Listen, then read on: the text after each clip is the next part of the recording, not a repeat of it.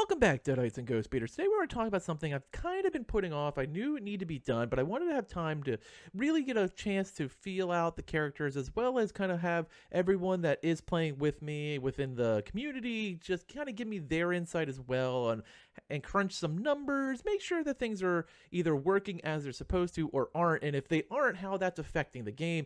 And you'll see that with our number one because things aren't working there and she's wicked broken and wicked awesome.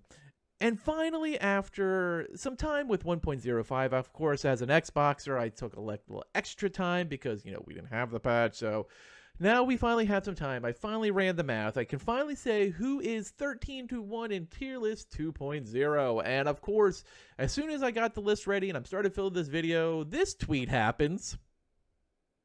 Which means, of course, we're going to have a new tier list after, this next patch drops. But we don't know when 1.07 is going to drop.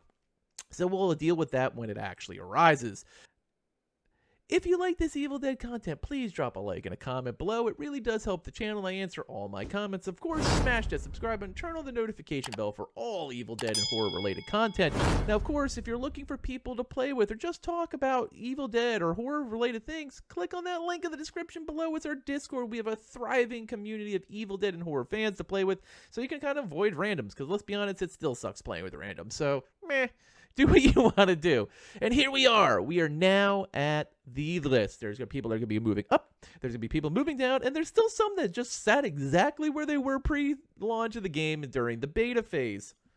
So it's been almost 5 weeks since the launch of Evil Dead, the game, and my original tier list needs to be adjusted for multiple reasons. First, there was the patch, so 1.05 changed things. The second was the fact that we can fully level characters now, so more time to play with the characters, see how the level 25 perks actually affected the play of characters. And finally, we need to understand spawn rates now of consumables and weapons. So first, I feel we need to look back to where we started and then go for where we are now. We'll look at my initial tier list, and I'll go from the top dog, who was Arthur, to number 13, which was Ed Getley at the time, and I'll unveil the new list after we talk about why characters went up or down. Now, some will be minor fluctuations, while others have shot up the list, and some have dropped like an absolute stone in a lake. It's just, woof, some poor characters. So, the king of the castle, of course, was Arthur. AOD was number 2. Henry the Red was 3, Pablo was 4, Kelly was 5, Cheryl was 6, Leader Ash was 7, Amanda was 8, Hash was 9, Annie was 10, Scotty 11, Sash was 12, and 13, of course, was Ed Getley. We all know my documented hate for Ed Getley at the time, but of course you've seen the love letter and the apology, so you know he's gonna be on the rise. But this was all based on my time spent in beta 2 and definitely needed to get revisited, but I wanted to take enough time, of course, like I said, to make sure that I had enough data to make an accurate assessment of where characters belong.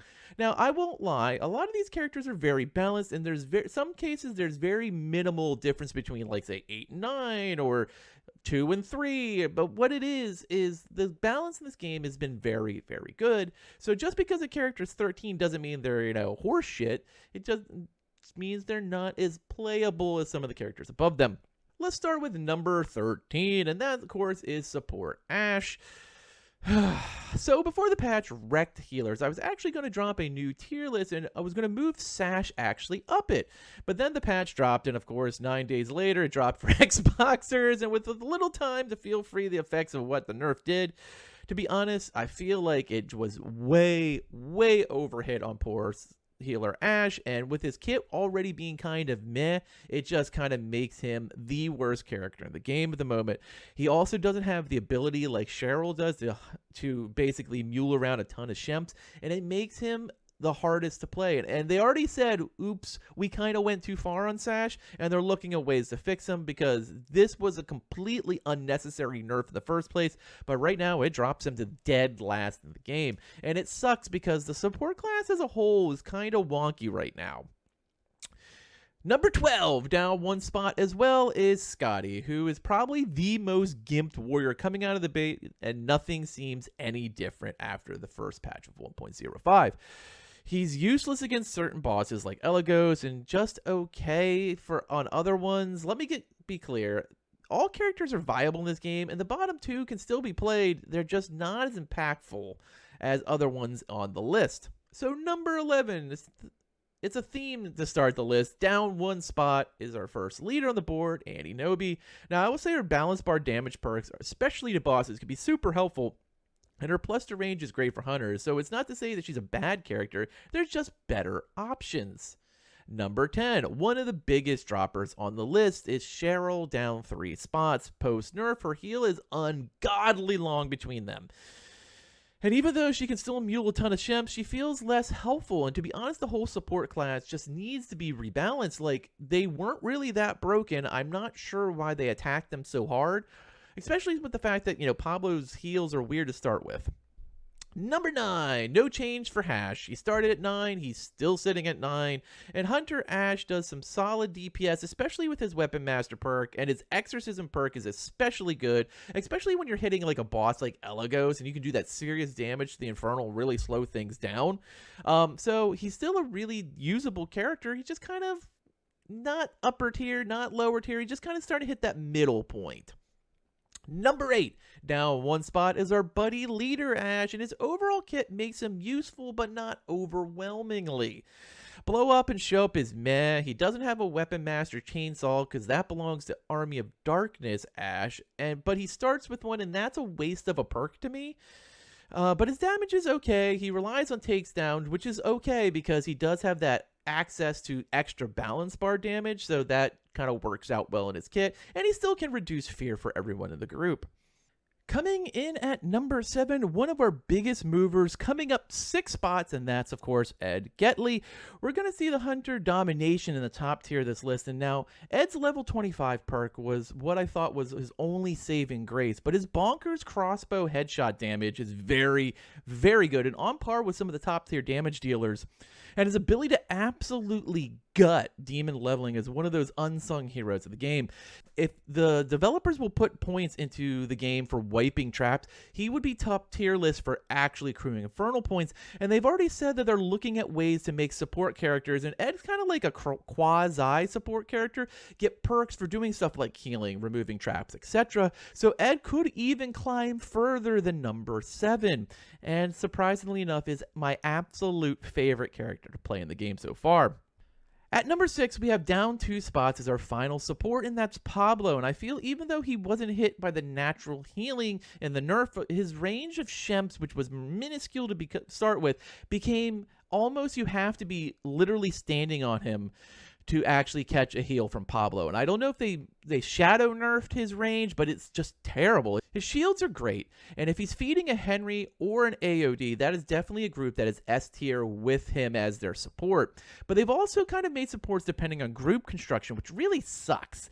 The nerf really hurt those who don't want a DPS, and that shouldn't be a way the game is designed, and I'm not sure 105 really did what it was supposed to do.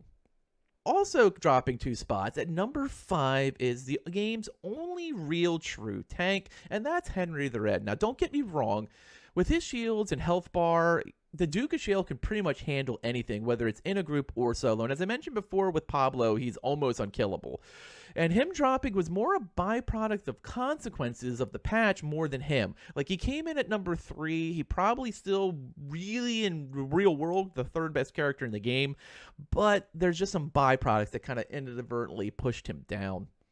Number 4, down 3 spots, was my pre-launch King of the Hill, Arthur. I still think his Wrath build, which I did a video on, is excellent, and you could make him a great support tank as well if you want to capture points, but there's just a few characters that are doing a lot more in the game than he is right now.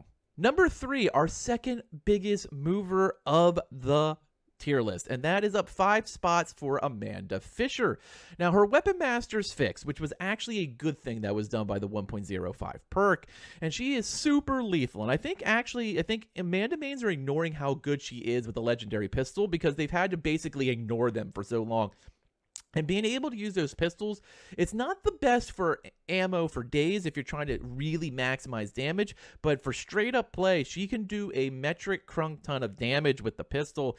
And I think one of the things, she's one of the more usable characters solo like Ed and Kelly, where you can just kind of go out and do whatever you want and not necessarily be as herd dependent.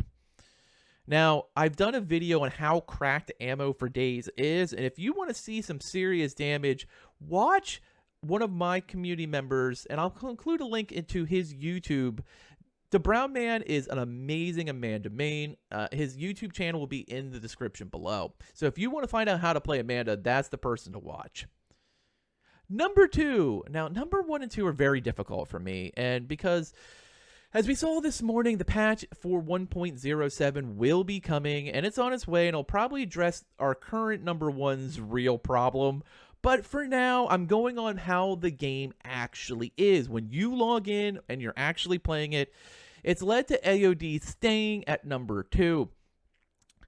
Now, the character is just about perfect, and his ability to tie up elites and bosses is just ridiculous. And I'll be honest, I was surprised that him and Henrietta were not the ones that were actually hit with the nerf bat when it came to the actual first patch. And I was absolutely astonished to see the healers take the hit when AOD's constant stun lock and Henry's daisy chain of endless possessions are really a little too overpowered considering the balance of this game. They're the only 2 characters that actually ever stood out to me as probably needing a wee bit of tweaking, but they didn't. So for now, Ash stays at number 2. He could have moved up to number 1, and here's the reason he didn't. In 1.05, they accidentally cracked Kelly.